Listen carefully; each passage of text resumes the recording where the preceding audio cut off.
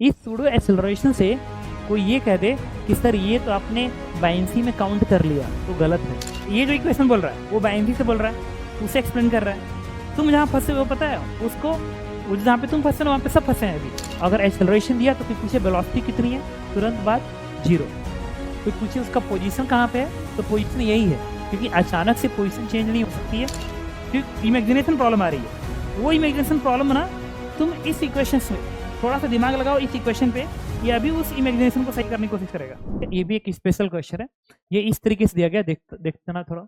ये एक टब है और टब में नीचे एक व्हील मैंने लगा दिया और पानी इस तरीके से, पानी ऐसे है, ठीक है,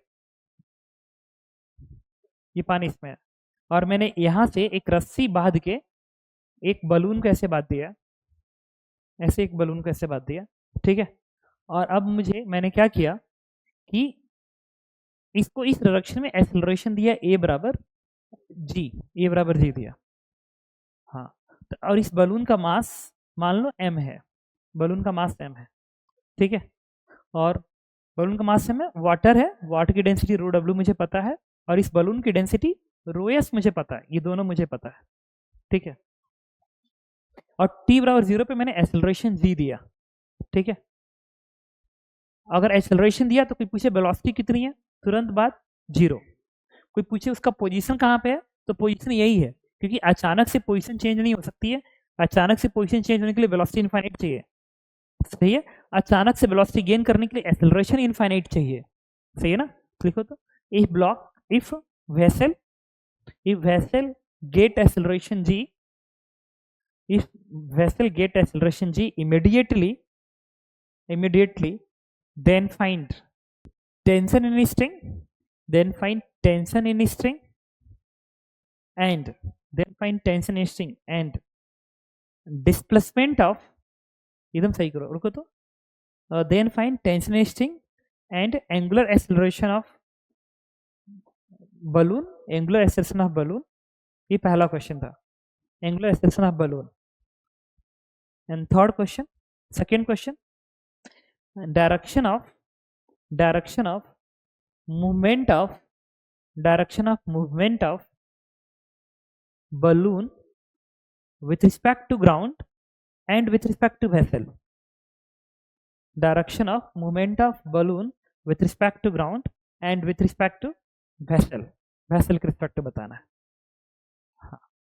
तो सबसे पहले हम लोग इसकी एफबीडी बनाते हैं, तो वेसल के ही फ्रेम में चले जाते हैं, इस क्वेश्चन में जानने के लिए।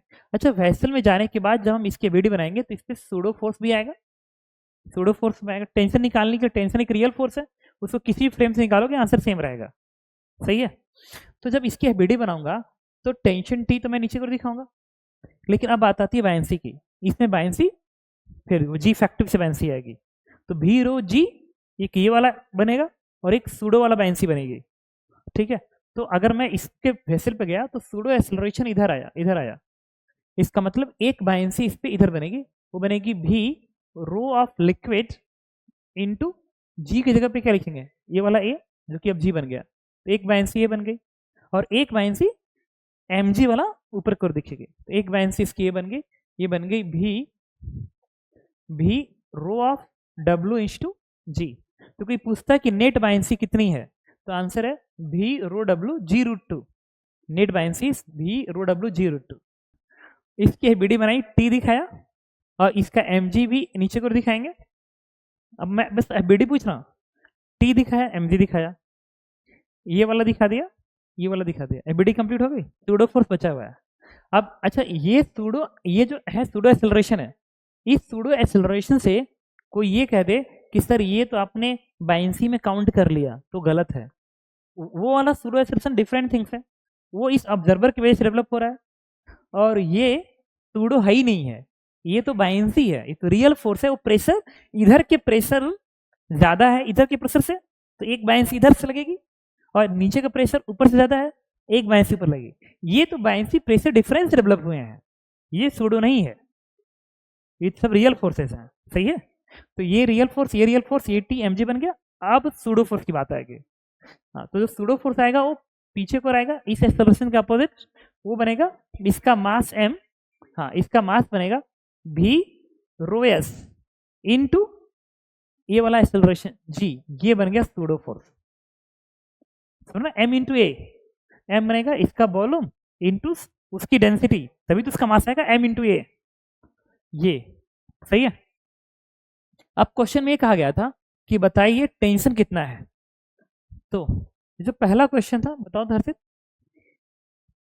टेंशन के लिए, अच्छा ये क्या सर्कुलर मोशन कर रहा है, इस पॉइंट के अबाउट सर्कुलर मोशन अगर करता भी है तो इसी पॉइंट के अबाउट करेगा, क्योंकि तुम इस पे खड़े हो तो ये पॉइंट रेस्ट पे है, तो सर्कुलर मोशन में toward the centre acceleration v square by r होता है, कितना होगा यहाँ पे 0, क्योंकि इमीडिएट आफ्टर एक्सेलरेशन वो तो है ही नहीं है, इनिशियल वेलोसिटी तो है ही नहीं है, रिलेटिव वेलोसिटी 0 है, अगर रिलेटिव वेलोसिटी 0 है, सुनो ना क्या कर रहा हूँ, अच्छा एक चीज बताओ और मुझे, सुनो तो ये मान लो ये वेसल इनिशियली रेस्ट पे नहीं होता, ये वेसल एक कांस्टेंट वेलोसिटी से भाग रहा होता, अचानक से किसी ने इसको एक्सेलरेट कर दिया, तो भी क्या इसके पास रेडियल एक्सेलरेशन होगा कि नहीं होगा, इसके फ्रेम में रहोगे तो नहीं होगा, क्योंकि जितनी वेलोसिटी ग्राउंड फ्रेम में इसकी थी उतनी वेसल की थी, तो रिलेटिव वेलोसिटी तो 0 है, तो चाहे ये रेस्ट से इसको एक्सेलरेट करो या पहले से भाग रहा होता कांस्टेंट वेलोसिटी से और उसमें तुम एक्सेलरेट करते, रेडियल एक्सेलरेशन नहीं आता,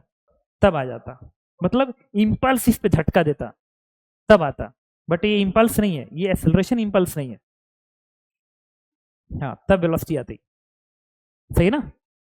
तो इसका मतलब कि अगर टेंशन निकालना है तो y में नेट फोर्स 0 कर दें, क्योंकि y में तो एक्सेलरेशन नहीं है इसके फ्रेम में, सेंटीमीटर फ्रिक्शन 0 है, तो y में फोर्स क्या बनेगा T प्लस mg बराबर v रो w इंटू g, तो टेंशन हो गया v कॉमन g कॉमन और बनेगा रो w माइनस रो s, ये टेंशन T आ गया, सही है।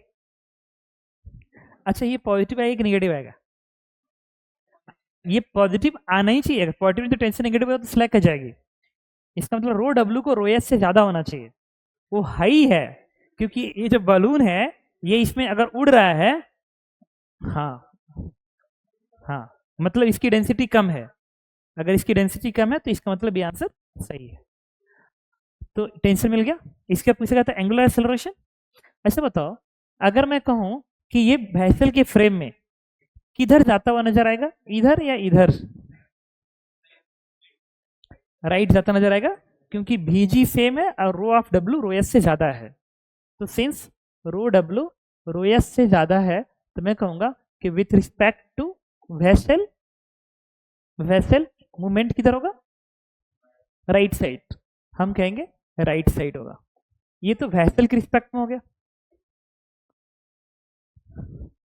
हाँ खैर बात की बात है, अभी तो ये बताओ ये तो सही है, राइट जाएगी वेसल के फ्रेम में, ग्राउंड फ्रेम में किधर जाता है नजर आएगा, ग्राउंड फ्रेम में ये वाला लगेगा और ये वाला नहीं लगेगा, एकदम सही कह रहा है कि जब ग्राउंड से देखोगे तो सूडो फोर्स तो होगा ही नहीं, बट ये रियल फोर्सेस तो होंगे, तो ये इधर ही जाएगा, तो राइट जाएगा, तो हम विथ रिस्पेक्ट टू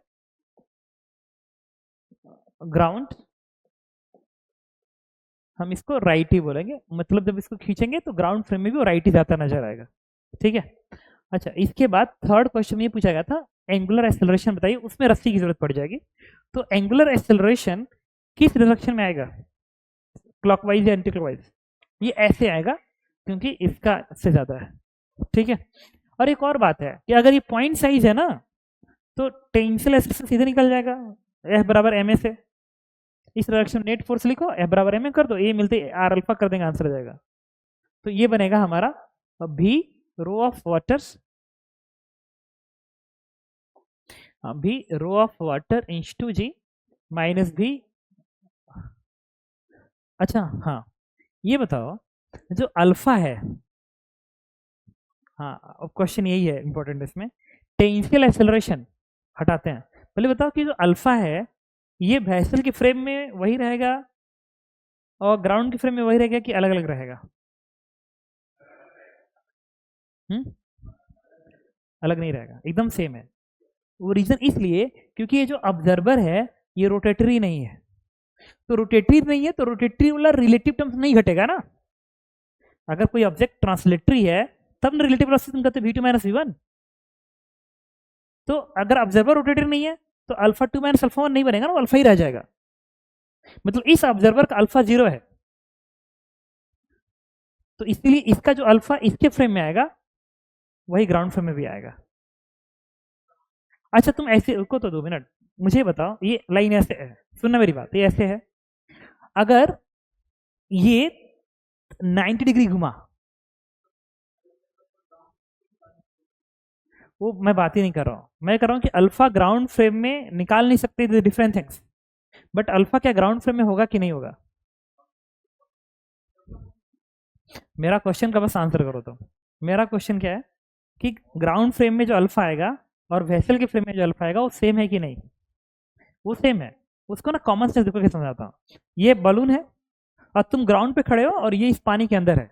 अगर ये बलून 90 डिग्री घुमा तो ग्राउंड वाले को कितना एंगल घूमता नजर आएगा और इसको कितना एंगल? दोनों को सेम ही नजर आएगा, नहीं आएगा? अगर ये 90 डिग्री घूम गया तो बाहर वाले को भी लगेगा कि ये 90 डिग्री घूम के ऐसे हो गया है, और इसको भी लगेगा कि 90 डिग्री घूम के ऐसे हो गया। तो एंगल तो सेम घूम रहा है, तो उसी एंगल का तो डबल डिफरेंशिएशन अल्फा है, तो सेम आना चाहिए। मतलब इसका जो एंगुलर डिस्प्लेसमेंट है, एंगुलर डिस्प्लेसमेंट इसका इस साइड में, वो एंगुलर डिस्प्लेसमेंट ग्राउंड फ्रेम से हो चाहे वेसल के फ्रेम में, सेम आएगी। जब एंगुलर डिस्प्लेसमेंट सेम है तो उसका पहला डेरिवेटिव ओमेगा भी ग्राउंड फ्रेम में वेसल फ्रेम में सेम रहेगी। इसीलिए कहा जाता है कि रिजिड बॉडी पे जितने भी पॉइंट्स होते हैं सबका ओमेगा और सबका अल्फा बराबर होता है एक दूसरे के रिस्पेक्ट में। उसका कारण है कि जब हम रिस्पेक्ट की बात करते हैं तो जो ऑब्जर्वर होता है वो ट्रांसलेटरी होता है। हो गया ट्रांसलेटरी, जैसे ट्रांसलेटरी हुआ तो फिर सबका एंगल मूवमेंट सेम आएगा। समझ रहे हो ना? तो अपने सर्वर के अंदर ट्रांसलेटरी ऑब्जर्वर है, और ट्रांसलेटरी ऑब्जर्वर है तो कहीं भी खड़ा रहेगा, उसको जो अल्फा और ओमेगा दिखेगा वो हर जगह से सेम दिखेगा। समझ रहे हो ना? अब पूछा गया था इसका अल्फा बताओ, तो अभी ग्राउंड फ्रेम में अल्फा नहीं निकाल, ग्राउंड फ्रेम का अल्फा इसका अल्फा बराबर तो होगा, ये तो कॉन्सेप्ट सही है, बट कैलकुलेट नहीं हो पाएगा ग्राउंड फ्रेम में, क्योंकि ग्राउंड फ्रेम में ये प्योर सर्कुलर मोशन में नहीं है। और जो हम लोग इक्वेशन पढ़े हैं वो सर्कुलर मोशन में इक्वेशन पढ़े हैं ना, टेंशन एक्सेलरेशन आर अल्फा, ये सर्कुलर मोशन में होता है, तो हमें सर्कुलर मोशन बनाना पड़ेगा, उसके लिए हम वेसल के फ्रेम में जाना पड़ेगा। हाँ, तो जैसे गए तो ये रेस्ट पे आ गया और ये रेस्ट पे आया तो मोशन सर्कुलर, और सर्कुलर मोशन का टेंशियल एक्सेलरेशन अल्फा कर देंगे, आंसर आ जाएगा। सही है? तो जो टेंशियल फोर्स है वो लगेगा v रो डब्ल्यू जी minus v rho S into जी बराबर मास रो v into rho S mass into tangential acceleration vessel की फ्रेम है, वही हमारा आर अल्फा बन जाएगा। तो इससे हमारा एटी बन जाएगा, हमारा B cancel, g common, rho W minus rho S upon rho S is equal to L alpha. तो इससे हमें अल्फा की वैल्यू मिल गई जी अपान एल ब्रैकेट में rho W minus rho S minus 1, और ये हमारा आंसर है। सही है ना? ये एक क्वेश्चन और करते हैं, ये है, ये भी एक इंपॉर्टेंट क्वेश्चन होता है, ये क्वेश्चन एग्जाम में आ भी चुका है। ये दो तरह की लिक्विड है और एक ब्लॉक को मैंने यहाँ पे प्लेस कर दिया, एक ब्लॉक को यहाँ पे प्लेस कर दिया। एटमॉस्फेरिक प्रेशर पी नॉट है, यहाँ की डेंसिटी रो 1 है, यहाँ की डेंसिटी, इसकी डेंसिटी रो 3 है, और इसकी डेंसिटी रो 2 है, और सॉलिड की डेंसिटी रो एस है, और ये हाइट दिया गया है h1 और ये हाइट दिया गया h2। कॉपी करो तो दो लिक्विड में ऐसे है, उसमें एक ब्लॉक हैंग कर रहा है, सही है? एक ब्लॉक ऐसे हैंग कर रहा है। अच्छा, इसको देख के पहले तो हमें कमेंट ये करना, एक फ्लोट कर रहा है इसमें, तो पहला तो कमेंट करना कि रो 1 रो 2 और रो एस में क्या रिलेशन है, रो 1 रो एस और रो 2 में रिलेशन क्या है? सबसे ज्यादा रो 2, फिर रो एस, फिर रो 1, ठीक है? अगर ये रो 2 कम होता रो एस से तो रो एस ही खुद डूब जाता, नहीं? तो ये इसमें डूबने नहीं दे रहा है क्योंकि ये है, सही है?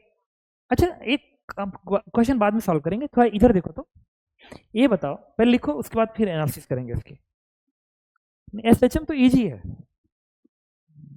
वो एक पाथ फाइंडर क्वेश्चन की बात कर रहा है, देखो, अरे उसमें एक वेसल होता है, ब्लॉक रखा, प्रेस किया, तो वो भी उस जेई चैनल पे भी देखोगे, आप वरुण में भी था वो क्वेश्चन, देखोगे। लिखो तो इसमें यहाँ पे एरिया जो मैं मान के चल रहा हूँ, ये जो एरिया है ना, वो इसके एरिया का कंपेरिजन बहुत ज़्यादा है, जिससे अगर इसको मैं प्रेस करूँगा, ऐसे ऑसिलेट करेगा, तो उस ऑसिलेशन में ये इसकी हाइट ऊपर नहीं जाएगी, मैं ये मान के चल रहा हूँ, ठीक है ना। लिखो तो पहला question, find density of object, find density of object, find density of object, ठीक है, फाइंड डेंसिटी ऑफ ऑब्जेक्ट। तो चलो इसकी एपीडी बनाते हैं। अच्छा, इसमें एक और सीखना, ये एडवांस का ही पूछा हुआ क्वेश्चन है, find density of object and force applied by upper liquid and lower liquid on block, and force applied by upper liquid and lower liquid on block। तो चलो सबसे पहले हम इसकी एफबीडी बनाते हैं। जब एफबीडी बनाओगे तो इसका वेट डाउनवर्ड दिखाओगे, तो वेट आएगा इसका density rho S cross section area A is to H1 plus H2 into G, सही है ना, solid density area into this one. और बायंसी फोर्स ऊपर दिखेगा, प्रेशर का फोर्स दिखाना चाहिए, सॉरी नहीं दिखाना चाहिए क्योंकि बायंसी फोर्स है।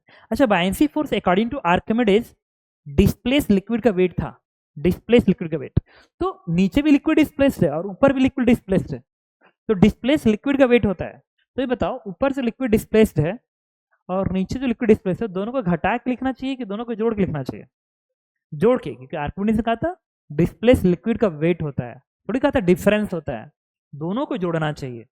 वो बात अलग है कि क्या दिमाग के अंदर आ रहा है, ठीक है, बट अभी अगर हम मान लें कि आर्किमिडीज सही है तो जोड़ना चाहिए, सही है ना।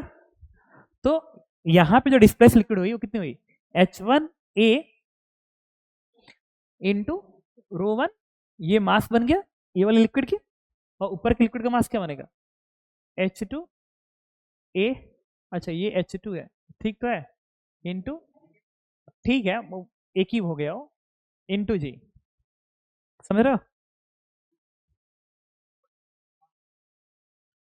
हाँ ये सही करो, यहाँ हमने गड़बड़ कर दिया, इसको लिख लिया H1, इसको लिख लिया H2, अब ये सही है। तो ये डिस्प्लेस लिक्विड के वेट है, या भीरोजी देखिए रहा, ये भीरोजी ही है, यहाँ का भीरोजी, तो इसको ऐसे ना लिख, कैसे भी लिख सकता था चाहता तो, यहाँ का भी कितना आएगा H2 इंटू ए भी रो 2 इंटू जी, प्लस यहाँ का क्या आएगा H1A रो 1 इंटू जी।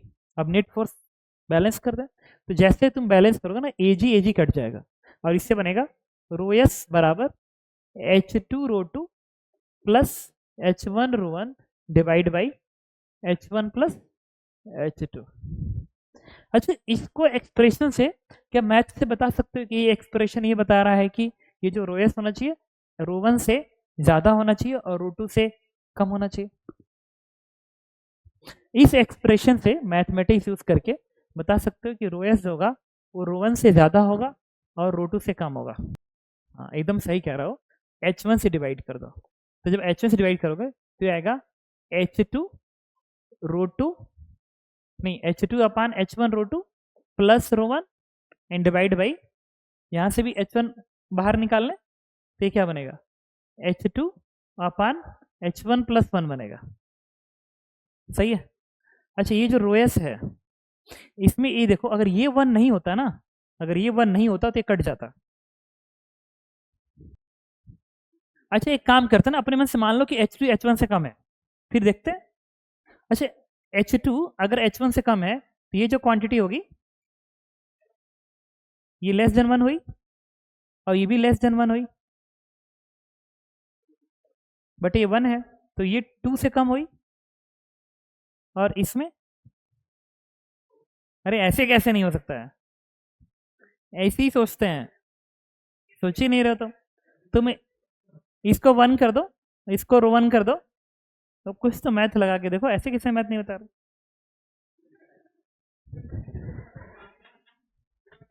अरे इसे बताओ अब, अरे चुप रहो, पहले सुनो, अभी समझाता हूँ, अभी समझ में आ गया, मुझे तो समझ में आ गया। देखो ये वे 1 बराबर है, और अभी तुमने कहा था, मैंने मान लिया कि H2 H1 से कम है, तो H2 अगर H1 से कम है तो ये क्वांटिटी और ये तो बराबर है, बट रो 2 रो 1 से ज्यादा है क्योंकि इस पानी में रो2 रो1 ज़्यादा होगी। तो ये जो क्वांटिटी होगी ये 1 से ज़्यादा है, और यहाँ पे अगर मैं 1 लिख दूँ 1, हाँ, तो रो एन से ज़्यादा हो जाएगा। हाँ, कुछ समझ में आया क्या कर रहा हूँ? अरे हाँ, वो सही इस एक्सप्रेस में देखो ना, यहाँ से रो2 रो1 से ज़्यादा है, तो अगर रो2 रो1 से ज़्यादा है तो ये जो नंबर है ये 1 से ज़्यादा है, और यहाँ पे H2/H1 में एक 1 मल्टीप्लाई कर दिया।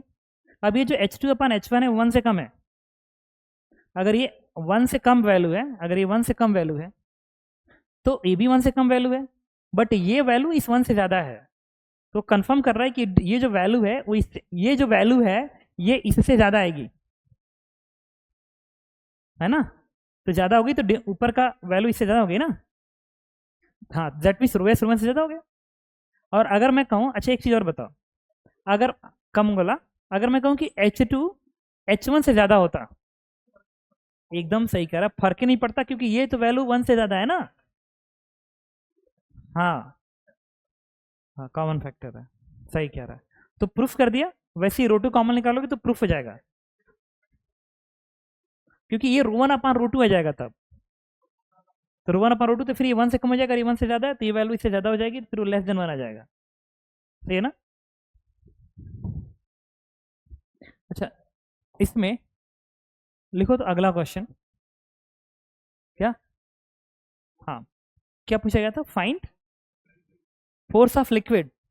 हाँ, तो इसमें मुझे ये लेंथ देना पड़ेगा, ये लेंथ मान लो क्वेश्चन के अंदर दिया गया है H0, तो जो अपर लिक्विड फोर्स लगाएगी वो नीचे को लगाएगी प्रेशर का फोर्स, तो जो अपर लिक्विड का मैं फोर्स लिखूंगा वो होगा यहाँ का प्रेशर P0 प्लस H0 रो1G इंटू एरिया, ये इतने का फोर्स अपर लिक्विड लगाएगी, सही है? क्या कह रहे हो? अरे ऊपर की लिक्विड यही फोर्स लगेगी ना, इधर का फोर्स तो कैंसिल आउट हो जाएगा, अब यहाँ का प्रेशर का फोर्स निकालना पड़ेगा, तो जो डाउनवर्ड लिक्विड है वो आएगा P0 plus H0 plus H1 रो1G प्लस H2 रो2G इंटू एरिया, और ये फोर्स अपवर्ड आएगा, सही है? यहाँ का प्रेशर निकाल के इसे रेस मल्टीप्लाई कर दिया, P0 plus H0 plus H1 रो जी प्लस H2 रो जी इंटू एरिया, सही है ना? और इन दोनों का जो डिफरेंस होगा वो ये आना चाहिए, आ रहा है ना? अब एक क्वेश्चन का आंसर देना, थोड़ा देखना बड़ा अजीब सा लगेगा अभी। एक बात बताओ, मैंने क्या किया, सुनना, सॉरी समझ, देखो तो यार, मैंने क्या किया, ऊपर का जो पानी है हटा दिया, अभी देखो दिमाग के अंदर क्या बातें कर रही है कि ये पानी इसको नीचे को धक्का मार रहा है, अब मैंने इस पानी को हटा दिया तो ये ब्लॉक ऊपर जाएंगे कि नीचे आएगा? अगर अपर पानी में हटा दूं तो ये जो ब्लॉक होगा वो नीचे को समर्स करेगा कि वहीं रहेगा कि ऊपर जाएगा? बताओ हर्षित, अगर मैं ऊपर का पानी खाली कर दूं, यहाँ से होल बना के पानी निकाल दूं, तो जिस वक्त ये पानी निकल रहा होगा उस वक्त ये ब्लॉक ऊपर की ओर जाएगा, या पूरा पानी निकाल दो ये ब्लॉक ऊपर जाएगा कि और नीचे डूबेगा कि वहीं रहेगा? एकदम वही सही बोल रहा, फोर्थ इक्वेशन तो यही कर रहा है क्योंकि बात है कि ये जो इक्वेशन बता रहा है कि इस वेट को बैलेंस करवाना ही है, मतलब इसके वेट को तुम्हें बैलेंस करवाना है, तो अगर इसके वेट को बैलेंस करवाना है तो ये बाइंसी, भाई ये वाला H2 वाला बाइंसी ये थी, ये वाला बाइंसी तो गायब हो गया ना, तो बाइंसी बढ़ाने के लिए इसको नीचे तो आना ही पड़ेगा, सही ना? तो अभी के लिए सही में लग रहा था ना कि हटाएं तो लगता है कि ये ऊपर जाएगा क्योंकि धक्का कम हो गया। हाँ हाँ, कैसे बताओ, कैसे बिना इक्वेशन बताओ कैसे हो रहा है? अच्छा हर्षित तुम बताओ मुझे, इतना पानी अगर मैं निकाल दूं, इतना पानी ऊपर का सब बस इतना ही पानी रहने दिया, तब ये ब्लॉक ऊपर रहेगा कि नीचे आएगा? हर केस में ब्लॉक नीचे आएगा, तो तभी भी तो वो नीचे डूबेगा, तभी तो जाके उसके बाइंसी को फिर उसके वेट को बैलेंस करेगा। मेरा क्वेश्चन था कि ये नीचे जाएगा कि ऊपर जाएगा, क्वेश्चन इज दिस कि ये ब्लॉक नीचे जाएगा कि ऊपर जाएगा, कितना ही पानी हटा दो, चुप रहो, हमेशा नीचे जाएगा। अच्छा चलो एक क्वेश्चन नोट तो करो, अभी बताता हूँ, एक क्वेश्चन नोट करो ना इसका। Suppose upper liquid is remove, suppose upper liquid is remove, suppose upper liquid is remove, find direction of motion of block, find direction of motion of block. Question is, पहले answer बताना, ऊपर जाएगा नीचे जाएगा, नीचे जाएगा ना तो अगर नहीं जाएगा तो फिर गलत से है ना कॉन्सेप्ट। आंसर है कि नीचे जाएगा, चाहे कितना ही पानी हटाओ उसको नीचे जाना है। मैथ वही तो बार बार कह रहा हूँ कि पहली बात की फिजिक्स में मैथ होती है। मैथमेटिकल इक्वेशन क्या कह रहा है, पूरे दिमाग को उसके अनुसार बनाना है, अब फिर गलती ढूंढो क्या। हाँ बनाते हैं, रुको तो 2 मिनट। ऑफ कोर्स लिख लिया क्वेश्चन, लिख लो आंसर, डाउनवर्ड मोशन। पहले लिखो तो डाउनवर्ड मोशन बता रहा हो ना भाई, तुमको भी समझ में आया क्या हो रहा है सब। अगर तुम ना देखो, ये जो इक्वेशन बोल रहा है वो बाइंसी से बोल रहा है, उसे एक्सप्लेन कर रहा है। तुम जहां फंसे हो पता है उसको, जहां पे तुम फंसे हो वहां पे सब फंसे हैं अभी, क्योंकि इमेजिनेशन प्रॉब्लम आ रही है। वो इमेजिनेशन प्रॉब्लम ना, तुम इस इक्वेशन में थोड़ा सा दिमाग लगाओ इस इक्वेशन पे, ये अभी उस इमेजिनेशन को सही करने की कोशिश करेगा। लिख लिया आंसर पर, तुम लिख लो सॉरी डाउनवर्ड मोशन फिर तो सही है तो लिखो ना तुम। अब मैं बताने जा रहा हूँ, लिख लो डाउनवर्ड, फिर एक्सप्लेन कर रहा हूँ ना। अच्छा इसने कहा ना कि सर मैथ इक्वेशन कह रहा है डाउनवर्ड जाएगा, ये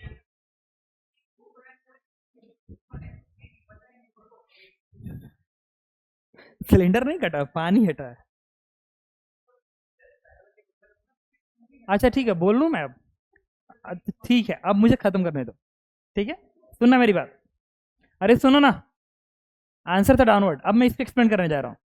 सुनना, सबसे पहले मेरे दिमाग ने कहा देखो हमारे पास एक्सप्लेन करने के 2 तरीके हैं, पहला बायंसी की सहायता से और दूसरा तरीका है प्रेशर इक्वेशन से।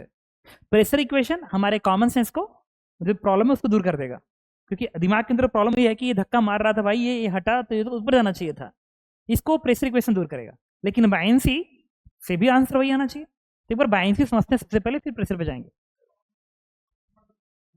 हाँ वही सभी से तो कह रहे हैं। अब सुनो,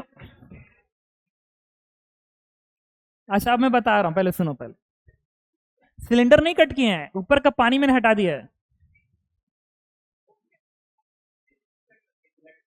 अभी तो हम, अब वो तो दूसरा क्वेश्चन हो गया, पहले तो हम इस क्वेश्चन एक्सप्लेन करें। सुनो इधर, इधर देखो, अब हम बायंसी का हेल्प ले रहे हैं, ये मेथड 1 है बायंसी के हेल्प से। तो जब बायंसी का तुम हेल्प लोगे, ऊपर का पानी हटा दिया, इधर देखो सॉरी तुम इसको अगर ऐसे दिखा दिए तो इसका mg तो बदला नहीं, इसका मतलब कि ऊपर को बायंसी को बढ़ना पड़ेगा, क्योंकि ये जो बायंसी की इक्वेशन था ये H2 करके था, ये पूरा का पूरा mg है, ये पूरा पूरा mg के बराबर जा रहा था। तो तुम यहाँ पे क्या लिखोगे, mg इंटू ये नया वाला कैपिटल H अंदर बराबर density ρ2 into area into g। इसने तो इक्वेशन बोल दिया कि नीचे जाएगा। ठीक है, अब थोड़ा प्रेशर पे जाके समझते हैं कि प्रेशर क्या कह रहा है। देखो सारा खेल इसमें था, हुआ ये ना कि जब तुम इसमें पानी यहाँ पे भर रहे हो ना, पानी भर रहे हो, तो यहाँ का जो प्रेशर है वो इस पानी की वजह से भी बढ़ जा रहा है। मेरी बात सुनना, जब यहां से यहां तक आते समय प्रेशर H2ρg बना, लेकिन ये जब पानी डाल दिए तो पास्कल के अकॉर्डिंग ये P0 एंड प्लस ये वाला वेट यहां पे दे के प्रेशर को बढ़ा दिया है, ऊपर को खूब प्रेशर लगाया हुआ है। अब तुमने क्या किया, समझ रहे हो ना, अब तुमने, और ये वाला P0 इधर दिया हुआ था, ये वाला प्रेशर का फोर्स इधर था, तो यहां का जो प्रेशर है वो इस वाले एक्स्ट्रा हाइट से बढ़ा हुआ है। अब जब तुमने इसको हटा दिया तो ये वाला जो प्रेशर था यहां से गायब हो गया ना, जब यहां से गायब हो गया तो जो ऊपर को फोर्स ज्यादा लग रहा था वो गायब हो गया। हाँ, मतलब यहां का प्रेशर और यहां का प्रेशर का जो डिफरेंस है, ठीक है, उसमें ये एक्स्ट्रा टर्म पड़ा हुआ है अगर ये पानी यहां पे है तो।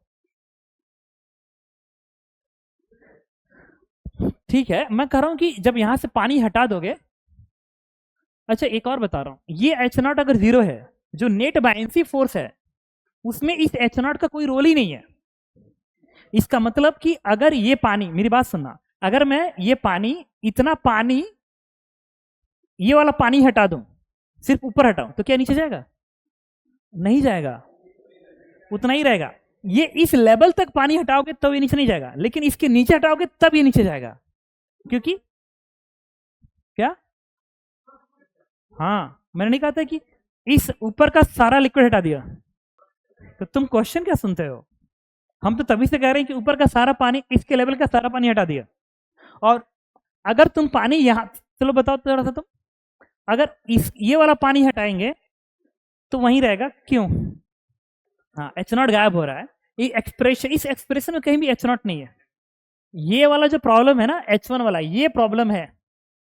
ये प्रॉब्लम जब कम होगा तो इसको नीचे जाना पड़ेगा, ठीक है। और वो वाला यहाँ का प्रेशर बढ़ाने की वजह से हो रहा है, सही है। अच्छा एक रुको 2 मिनट के लिए, तुम मुझे ये बताओ, ये जो ऊपर लिक्विड है, ऊपर लिक्विड फोर्स लगा रहा है, फोर्स, वो प्रेशर का फोर्स है, वो नीचे को रहा है। अच्छा कोई पूछे कि ऊपर लिक्विड ने इस सिलेंडर फोर्स किधर लगाई है? डाउनवर्ड। तो फिर ये क्या हुआ? बायंसी, बायंसी बॉडी तो बिल्कुल डिफरेंट थिंग्स। बायंसी क्या है कि पूरी सराउंडिंग में मिलकर नेट कितना फोर्स लगाया है, उस बायंसी को 2 भाग में मत बांटो कि ये वाली बायंसी इसकी है, ये वाली बायंसी इसकी है। तो दिमाग में कंफ्यूजन आ सकता है कि भाई ये बायंसी तो ऊपर को है, जबकि ऊपर की लिक्विड तो फोर्स नीचे लगा रही है। तो बायंसी के वर्ड को अलग अलग ना हटाओ, वो ये बोलो कि पूरे ने मिल कितनी लगाई है, सही है ना। एक क्वेश्चन इसके अंदर और नोट कर लो, कल करेंगे डिस्कस, वही एसएचएम वाला जो कह रहा था कि block is displace slightly and release, find its time period. A block is displace slightly and release, find its time period, find its time period।